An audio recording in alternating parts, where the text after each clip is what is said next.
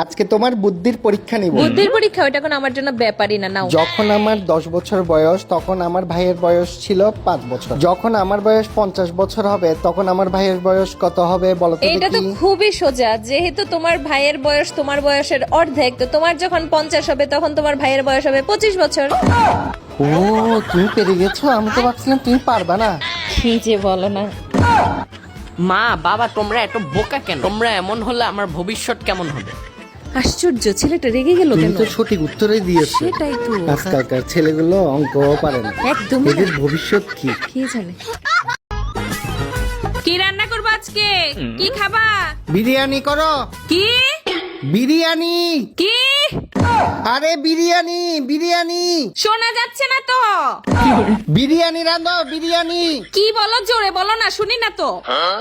ডাল ভাত। ও ডাল ভাত, আচ্ছা আচ্ছা, আমি সাথে সবজিও করতেছি। ডাল ভাত খাবে, এটা আগে বললেই হয়তো, এত চিল্লানোর কি আছে? কি হয়েছে বলো। এই নিচে আসো। আচ্ছা আসতেছি।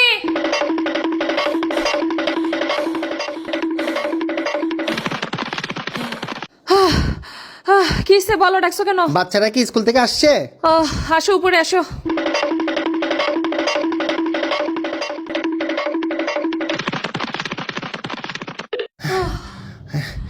বাচ্চারা কি আসছে স্কুল থেকে? না না আসে নাই, নিয়ে আসো।